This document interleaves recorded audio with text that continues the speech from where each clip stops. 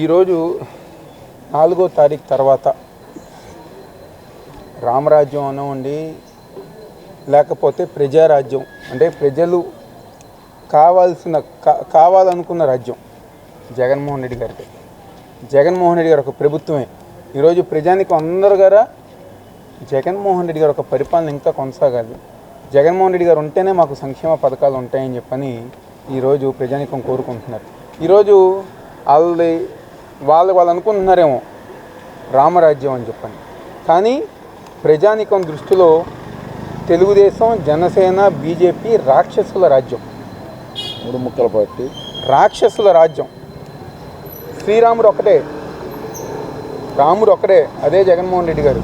రాక్షసులే 10 మంది 100 మంది ఉంటారు కాబట్టి ఆ రాక్షసులే ఈరోజు తెలుగుదేశం, జనసేన, బీజేపీ కూటమి రాక్షస రాజ్యాన్ని ప్రజానికం తరిమి కొట్టే రోజు. అంటే పోయినసారి ఆ రాక్షసుల రాజ్యానికి 23 స్థానాలు ఇచ్చారు.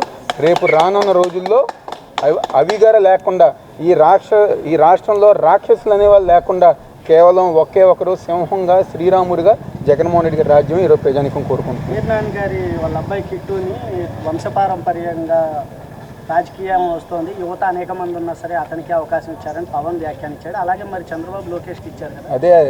నేను అదే చెప్పబోతున్నాను. ఎదురుగా ఉన్న పేరు నాని గారు అబ్బాయి కిట్టుని అంటున్నారు, పక్కన ఉన్న లోకేష్.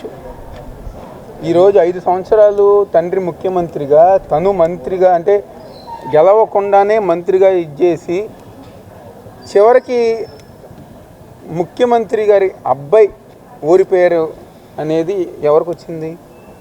ఎవరి చేతకానాలు? ఈరోజు 2.5 సంవత్సరాలు మంత్రి గారు అబ్బాయిగా ఉన్నారు, కానీ ఏ రోజు గారు మంత్రి గారు అబ్బాయిలా కాకుండా ప్రతినిత్యం గారా జగన్మోహన్ రెడ్డి గారి సంక్షేమ అభివృద్ధి కార్యక్రమాలతో ముందుకు వెళ్ళిన వ్యక్తి ఈరోజు పేరుని కిట్టు.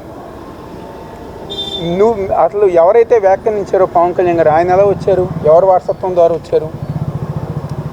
ఆయనకి ఎవరో చిరంజీవి గారు కాదా?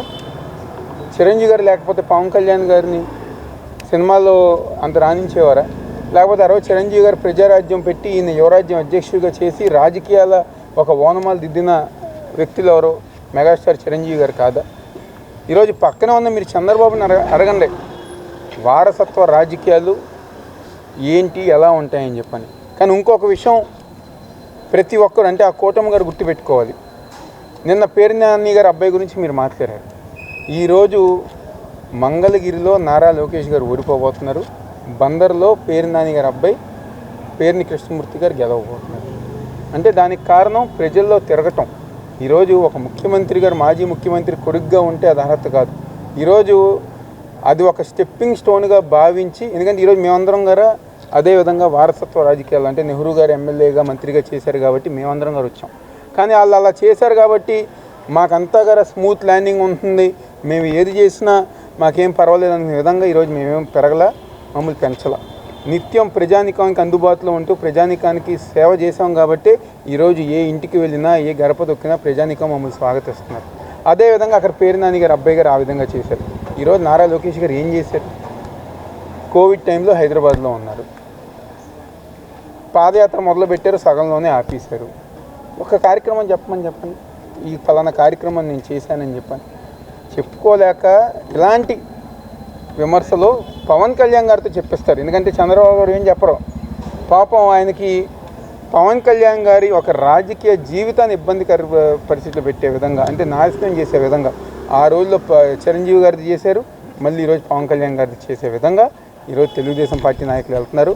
తప్పకుండా జనసేన పార్టీ వాళ్ళందరూ గారు తెలుసుకుని ఈరోజు మా నాయకుడికి మోసం చేసే మీ అందరి గారు తగిన బుద్ధి చెప్పాలని చెప్పని ప్రతి ఒక్కరిగా ఈరోజు వైఎస్ఆర్ కాంగ్రెస్ పార్టీలో జాయిన్ అవుతుందనే సందర్భంగా చెప్తూ సెలవు తీసుకుంది.